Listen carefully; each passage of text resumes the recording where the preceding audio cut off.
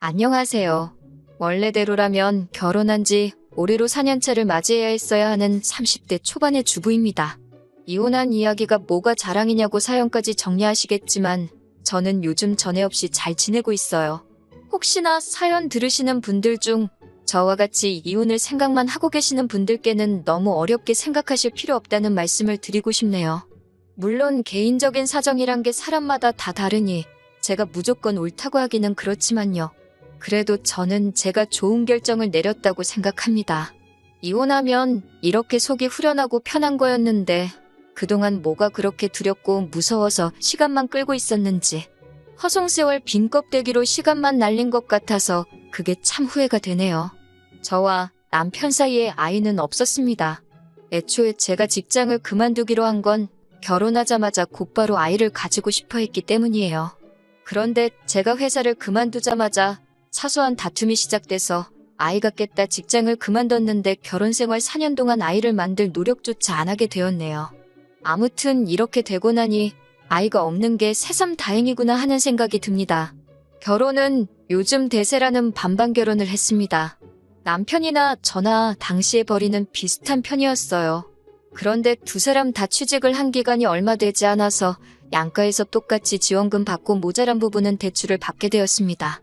영끌이나 마찬가지인 대출이었는데 그나마 다행인 건 저나 남편 벌이가 괜찮은 편이라서 대출이자에 대한 부담이 그렇게 많은 편은 아니었어요. 제가 하던 일이 트렌드에 굉장히 영향을 많이 받는 업종이어서 보통 출산 후 다시 일자리를 구하기가 엄청 힘든 편입니다. 그런데 또 그런대로 프리랜서로 일을 할 수 있는 기회가 다른 직종보다는 괜찮은 편이라서 남편과 긴 상의 끝에 회사를 그만두고 프리랜서로 일을 시작해보려고 했어요. 출산과 육아로 생기는 공백이 부담스럽기도 하고 아이가 태어나고 안정적인 가정을 꾸리는 것도 좋지만 저는 제 커리어를 그런 식으로 포기하고 싶지는 않았거든요.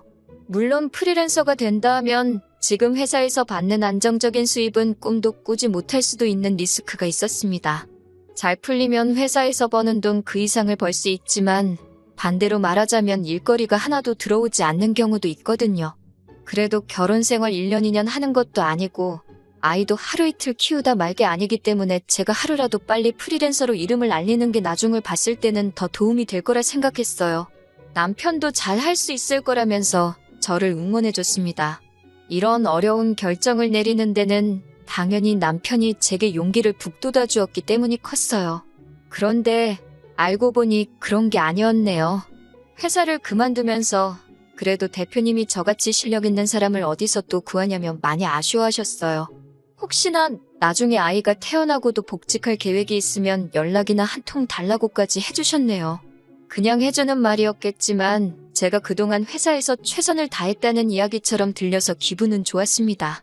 대표님도 대표님이지만 저도 많이 아쉬웠어요. 대우도 좋았을 뿐더러 이 회사에 들어오려고 정말 엄청 많은 준비를 했었기 때문에 이렇게 그만두게 되는 게 너무 아쉬웠습니다. 그렇게 프리랜서 생활을 시작한 지 한 달이 지났을 때의 일입니다. 그날은 남편은 회사로 출근을 해 있었고 저는 집에서 집안일을 하고 있던 여태까지와 다를 것 없는 평범한 날이었습니다. 그런데 현관문에서 비밀번호 눌리는 소리가 나더라고요. 남편이 퇴근하기에는 살짝 이른 시간이길래 누군가에서 나가보니 시어머니가 인상을 잔뜩 쓰고는 집 안으로 들어오시더라고요. 시어머니가 집 비밀번호를 알고 있을 리가 없는 상황이었으니 남편이 알려줬다는 걸 직감하게 되었어요. 시어머니가 비밀번호까지 눌러서 그런 표정으로 들어오는 걸 보니 잘은 모르겠지만 뭔가 좋은 일이 아니겠구나 하는 생각이 들었습니다. 남편이 어머님한테 비밀번호를 알려줄 시간에 저한테도 전화 한 통 해줬으면 좋았겠다 싶은 생각이 들었어요. 미리 대비라도 할 수 있었을 테니까요. 시어머니는 다짜고짜 제가 직장을 그만뒀다고 들었다며 그걸 마치 따지기라도 하듯이 저에게 물어보셨습니다. 이미 한 달이 지난 시점에서 저렇게 나오시는 걸 보니 남편이 시가족들에게는 제가 직장을 그만두게 된 걸 이야기하지 않았나 봐요.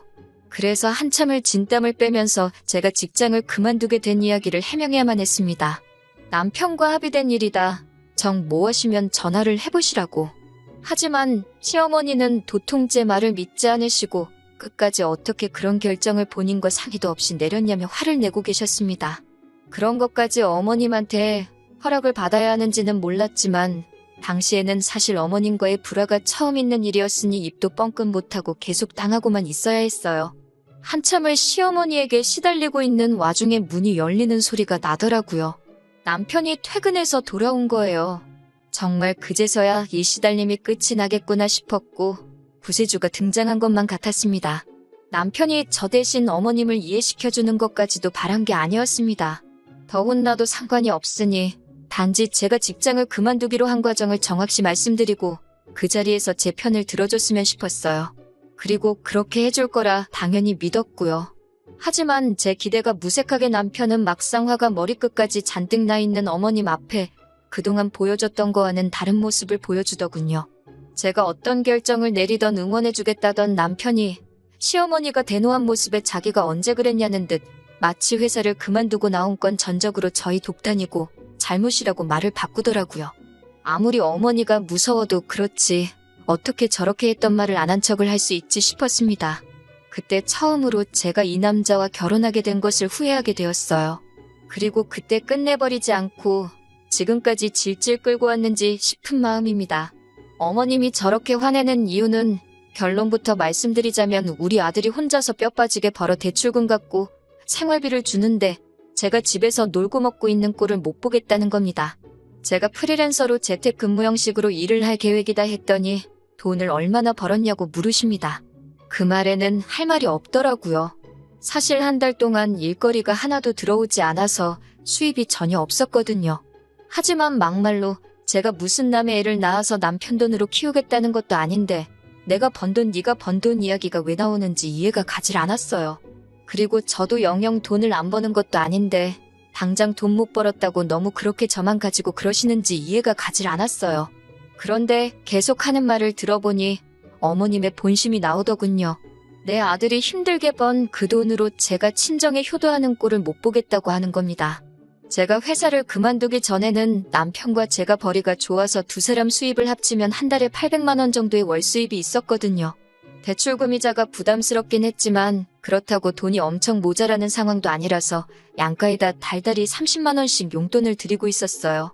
어머님도 그게 시댁뿐만 아니라 친정에도 가고 있다는 사실을 알고 계셨는데 이제 제가 수입이 없어졌다는 걸 아셨으니 그게 심기가 불편하셨다는 거예요. 안 그래도 제가 직장을 그만두면서 수입이 많이 줄게 되었으니 드리기로 한 용돈은 제가 자리 잡을 때까지 못 드리지 않을까 싶어 그만 드리기로 했었는데 남편이 그래도 드리던 게 있는데 어떻게 한순간에 끊냐면서 제가 수입이 생기기 시작하면 무슨 문제가 되겠냐며 남편 고집 때문에 저희도 없는 형편에 계속 보내고 있던 거였거든요. 그래서 어머님께 안 그래도 그것 때문에 남편하고 상의를 했었다고 저희도 그게 부담스러운 상황이니 제가 프리랜서 일이 자리를 잡을 때까지는 당분간 안 드리는 걸로 하겠다고 했습니다. 그랬더니 또 어머님이 그걸 왜 네 맘대로 정하냐고 하시는 겁니다. 내 아들이 번 돈이니까 자기는 받고 너네 집에는 보내지 않는 게 맞다고 하시는 거예요. 뭐 계산이 그렇게 되나 싶어서 더 따지고 들고 싶었는데 결과적으로 어머님이 하는 말은 한 가지였어요. 내 아들이 번 돈을 친정에 빼돌리지 말라는 말이셨죠. 그러니까 달달이 드리던 용돈만이 아니고 예를 들면 명절 때나 어버이날 때 친정 부모님 생신과 같이 뭔가를 해드리는 그런 날들은 앞으로 챙기지 말라고 하시는 거였습니다. 이게 다 앞으로 자녀 계획 때문에 그런 거다. 현재는 수입이 없지만 조만간 생길 것이다 등등 제 이야기는 하나도 듣지 않으시고 내 돈은 내 돈, 내 아들 돈도 내 돈이라고 확실히 선을 긋고만 있었습니다. 그 와중에 남편은 찍소리도 못하고 오히려 엄마 말이 맞다는 듯이 수긍을 하고 있으니 옆에서 지켜보는 제 속이 다 답답하더라고요. 어머님이 자기 할 말만 다 하고 돌아가시니 그 시끄러웠던 집이 언제 그랬냐는 듯이 조용해지더라고요. 저는 그때까지도 남편이 어머님 말씀에 맞장구 쳐주고 하던 게 다 어머님 기분 맞춰주면서 상황을 유연하게 해결시키려 한 거라 굳게 믿었는데 그게 아니더라고요. 남편은 난데없이 엄마 말이 틀린 게 하나도 없지 않냐고 하면서 대출이자 내고 생활비 주면서 자기도 자기가 쓸 돈이 없어서 그동안 회사에서도 후배들한테 커피도 한 잔 못 사주고 그랬던 게 너무 자존심이 상했다고 하는 겁니다. 당장이야 제가 수입이 없는 건 맞지만 애초에 회사를 그만두고 프리랜서를 하는 게 좋겠다고 등 떠밀던 게 누군데 저러고 나오니 어이가 없었어요. 같이 결정한 걸 가지고 왜 내 탓만 하냐고 했더니 누군 한 달 동안 수입이 없을 줄 알았냐고 하면서 그게 다 제 능력이 부족해서 그런다는 겁니다. 결국 이제부터는 네 돈, 내 돈 따로 관리하자고 하더니 생활비도 필요한 이유를 적어서 자기한테 다서 쓰라고까지 하더군요. 솔직히 그때 이혼까지 생각하기도 했습니다. 그런데 한편으로는 결혼한 지 3개월 만에 이혼하는 부부가 세상에 어디 있나 싶기도 하고 괜히 주변으로부터 손가락질을 받지는 않을지 친정 부모님이 주변 사람들한테 면목이 서지 않지는 않을지 정말 너무 여러 가지가 다 걱정이 되었습니다. 그래도 그때 적어도 일을 그만둔 한 달 사이에 아이가 생기지 않은 게 천만 다행이라는 생각을 했습니다. 다음 날이 되어서 저는 제가 다니던 직장을 찾아갔습니다. 차라리 애를 안 낳고 살면 살았지 저런 취급을 받으면서 살고 싶지는 않았거든요. 회사 대표님은 저를 반겨주면서도 조금만 더 일찍 오지 그랬냐면서 난색을 표했습니다. 회사에서는 이미 벌써 제 빈자리를 채우기 위해 인력 증원을 해놓은 상태였고 그걸 저 때문에 물을 수 없는 상황이다 보니 저를 다시 복직시킬 만한 여력이 없었던 거예요. 제가 제 발로 사표를 내고 나갔는데 누구를 탓하겠어요? 그렇게 그냥 아무런 소득 없이 집에 돌아오게 되었네요. 남편은 퇴근하고 오더니 그렇게 큰 소리를 치더니 복직은 어떻게 된 거냐며 빈정대듯이 물어보더군요. 잘 안 됐다고 하니 그럴 줄 알았다면서 왜 멀쩡히 다니는 회사는 그만둬가지고 이 사단을 만드냐고 계속 제 속을 긁기 시작했습니다. 정말 너무 분하고 화가 나는 와중에 남편이 심호와 작당을 하고 그날부터 저에게 왜 그렇게 했는지 그 이유를 알게 되었네요. 남편이 아버님 건강검진을 다녀와야 하니 저보고 모시고 다녀오라고 하는 거예요. 어머님도 계시고 시동생도 있는데 제가 그걸 왜 가야 하느냐 따지니 생활비를 받으려면 제가 그에 합당한 일을 해야 한다네요. 세상에 제 편만 들어줄 거라 생각했던 남편 입에서 그런 소리가 나오니 정말 어이가 없었습니다. 대놓고 저보고 식모살이를 하라고 하는 거잖아요. 화가 머리끝까지 나서 한 번만 더 나를 식모 취급을 했다간 그땐 이혼해버리겠다고 했습니다. 그리고 그깟 대출이자와 생활비는 내가 가져다 줄 테니 이딴 거 한 번이라도 더 나한테 시켰다간 어떻게 되는지 한번 보자고 했어요. 남편도 결혼하자마자 이혼하는 건 좀 아니라고 생각했는지 그때부터는 아무 말도 없었습니다. 그리고 그날부터 저는 낭만 잔뜩 남아서 복직은 못했지만 어떻게든 일거리를 받아와서 두 모자들 입도 뻥끗 못하게 만들어버려야겠다는 생각뿐이었습니다. 하늘도 이런 저를 도운 건지 저는 전 직장의 대표님으로부터 연락을 받게 되었어요. 복직 이야기는 아니었지만 회사에 들어오는 일거리 중에 단가가 안 맞는 일들은 저한테 소개를 시켜주고 싶으시다는 거였습니다. 물론 대표님도 그 과정에서 중개료식으로 돈을 얼마 떼가긴 하는 거였고요. 대표님 입장에서는 단가가 낮지만 잠재 고객일 수 있는 사람을 잡을 수 있어서 좋고 제가 어떤 사람인 줄 알고 있는데 그렇게 저를 보내고 나서부터 한동안 마음에 걸려 하셨다는 거예요. 처음 받은 일은 정말 얼마 되지도 않는 일이었는데 어차피 대출이자만 반반씩 내기만 하면 되는 거니 뭐가 됐든 해보기로 했어요. 뭘 하든 남편이나 시모 계획대로 시가족 뒷바라지를 하면서 돈을 다 쓰는 것보다는 나을 거라 생각했거든요. 아무튼 그렇게 점점 프리랜서 활동이 자리를 잡기 시작했고 벌이도 늘어나게 되었습니다. 대표님이 일가물은 물어다 주던 것 외에도 활동하면서 입소문을 타게 되니까 알아서 일거리도 들어오기 시작했고요. 그리고 그때부터는 일 때문에 밤 늦게까지 작업을 해야 하는 일도 있었기 때문에 남편과 갑방 생활을 하게 되었습니다. 그러다 보니 2년 전부터는 이제 더 이상 대표님의 도움 없이도 일거리가 차고 넘쳐나는 정도로 성장하게 되었고 벌이도 회사를 다닐 때와는 비교도 안 되는 많은 돈을 벌게 되었습니다. 제가 돈을 벌어오니 남편도 더 이상 저한테 아무 말도 못하더군요. 일부러 보란듯이 제가 번 돈으로 친정부모님 차도 새 거로 한 대 뽑아드리고 일부러 친정집으로 택배 보내도 될 거 저희 집으로 받아서 남편 보여준 뒤에 친정으로 다시 보내고 했습니다. 제 일이 바빠지면서 집안일도 딱 제가 필요한 것만 하고 남편이 해야 할 건 남편이 알아서 하게 냅뒀어요. 대외적인 자리에서는 사이좋은 부부인 척 연기를 했지만 사실 룸메이트나 다름없었습니다. 그리고 얼마 전이었습니다. 식모로 부리려던 제가 돈을 잘 벌게 되니 식모로 쓸 바에야 이젠 제 돈을 쓰는 게 낫다는 생각을 했나 봐요. 집에서 일하고 있는데 또 비밀번호 눌리는 소리가 나더니 시어머니가 들어오더라고요. 그렇게 비밀번호를 바꿔봐야 소용이 없는 게 바꿔봐야 남편이 다 알려줘 버렸으니 이제는 그냥 그러려니 하고 있습니다. 시어머니가 들어오자마자 잠깐 이쪽으로 와보라고 하더라고요. 저는 지금 일을 하고 있는 중이라 시간을 못 내드린다고 했습니다. 평소 같으면 얼마나 대단한 일 하길래 어른이 부르는데도 본체만 체하냐며 빈정대실 분이었는데 별 대꾸도 없으시고 거실 소파에 앉아서 가만히 계시더라고요. 왜 저러나 싶었는데 또 조용히 기다리고 있으니 사실 일이 다 마무리된 상황이었는데도 바쁜 척하면서 시간만 보냈습니다. 자꾸 소파와 제 방을 왔다 갔다 하시며 똥 마려운 강아지 마냥 제 눈치를 보고 계시는데 이 정도면 충분하다 싶어서 밖으로 나와 무슨 일이냐고 물어봤어요. 그랬더니 시모가 하는 말이 얼마 후에 신우가 시집을 가게 되는데 신우 결혼 상대가 의사랍니다. 그런데 시모가 우리 의사 사위한테 병원을 차려줄 돈은 없고 아무리 못해도 집이라도 한 채 해가는 게 맞는 것 같지 싶은데 돈이 모자란다고 하는 거예요. 그러니 결국은 신우가 살 신혼집 해주는데 제 돈을 좀 써도 되냐 물어보러 온 거였지요. 그 돈을 제가 왜 줘야 하냐고 대번에 물었더니 시모가 쩔쩔매면서 어떻게 좀 안 되겠냐 계속 부탁을 하시는 거예요. 여태 4년 동안 남편하고 저하고 따로 돈 관리를 해왔으니 제가 아니라 남편한테 물어봐야 하는 거 아니시냐 물어봤죠. 그랬더니 어머님은 남편이 따로 모아놓은 돈이 없다는 사실을 말해주시더라고요.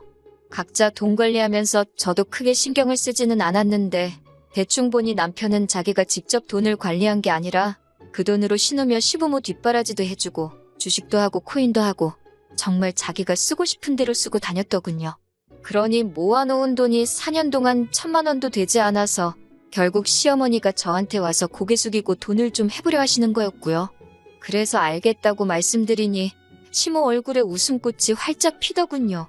돈이 3억 원이 어쩌고 하시길래 그러면 신우한테 앞으로 우리 집으로 출근하면 된다고 했어요. 어머님이 무슨 소리냐는 듯한 표정으로 쳐다보시길래 남편이 4년 전에 제게 말한 대로 그 돈을 받으려면 그 돈에 맞는 합당한 일을 해야 하지 않겠냐고 말씀드렸죠. 한 달에 200씩 주는 셈 치고 이자도 없는 걸로 해줄 테니 앞으로 향후 13년 동안은 우리 집에 와서 집안일부터 밀린 일까지 다 하고 그 길로 저희 친정부모님 집에 가서 집안일까지 하고 오면 딱 되겠다고 했어요. 어차피 남편하고 저하고는 집안일이 서로 별개이니 우리 집에서는 별로 할 일이 없을 거라고요. 그러니 여태 제 앞에 쩔쩔매던 시모도 돌변해서는 저한테 야야 거리시면서 우리 의사사위가 돈을 얼마나 버는 줄 아냐고 어쩌고 저쩌고 하시는데 그 집 안에 가면 의사사위는 볼 수나 있으시냐고 말하니 또 아무 말도 못하더군요. 그래도 혹시 제가 마음이 바뀔 수도 있다는 기대를 했는지 시모는 저한테 한마디도 더 뭐라고 하지도 못하고 소득 없이 돌아가야 했습니다. 그리고 남편이 퇴근하고 나서 시모한테 자초지종을 들었는지 집에 와서 저랑 2차전을 벌이더군요. 선년 날개옷 숨겨놓을 땐 언제고 상황이 바뀌니 이제 와서 그러냐고 한참을 싸우다가 결국에는 제가 지쳐서 이혼하자고 했습니다. 남편은 기고만장해서 재산분할로 제가 여태 모은 돈을 다 뜯어갈 테니 어디 한번 그렇게 하고 싶으면 그렇게 해보라고 하더라고요. 그렇게 반반씩 재산분할을 하게 되었어요. 그런데 남편은 울상이었습니다. 남편과 제가 각자 돈을 벌어 그 수입을 각자 관리해왔고 저도 돈을 쓰기는 했지만 대부분은 다 저축을 해둔 반면에 남편의 경우에는 다 쓰고 날려버린 상황이었잖아요. 그래서 남편에게는 재산 형성의 의사가 없던 걸로 간주가 돼서 나눌 재산이 없다는 판결이 나왔기 때문이죠. 반반씩 재산 분할을 하게 된 건 신혼집이었고요. 어차피 남편하고 지내던 그 집구석 정이란 게 하나도 들지 않았기 때문에 집은 너하고 돈이나 제때 보내달라고 했습니다. 그렇게 시댁은 또 난리가 난 거죠. 신우 시집 보낸다고 집을 해가려고 했는데 돈을 어디서 구하기는커녕 재산 분할하면서 저한테 내줘야 할 돈만 더 늘어난 겁니다. 애초에 알고 보니 신우도 그 의사 남자친구한테 병원 개업을 빌미로 결혼 이야기를 주고받았었나 봐요. 그런데 개업은커녕 개털도 없는 시댁 상황을 알고 나서는 결혼은 결국 없던 일이 되고 말았다네요. 진작에 이혼했어야 했는데 남의 시선을 너무 의식했나 봐요. 이혼한 지는 조금 되었는데 생각보다 타인들이 저에게 그렇게 관심이 없더라고요. 제가 괜한 걱정을 했었나 봐요. 저희 부모님도 당신들 면목보다 제가 그렇게 힘들게 살고 있었다면 진작에 말을 하지 그랬냐면서 현재는 제가 걱정하던 것과 정반대로 모든 게 잘 풀리고 걱정 없이 살고 있습니다. 이혼한 지 얼마나 되었냐고 벌써부터 연애질이라고 뭐라고들 하실 텐데 사실 지금 만나는 사람도 따로 있어요. 똥차가 가고 벤츠가 온다더니 사실 제가 여기까지 올 수 있게 저를 많이 신경 써주고 도와줬던 전 직장 회사 대표님하고 좋은 만남을 가지고 있습니다. 하지만 저도 실패의 경험이 있다 보니 조금 신중하기는 해요. 다시는 그 어떤 후회가 남지 않게 여우같이 잘 계산해서 앞으로는 더 행복하게 살아보려고 해요.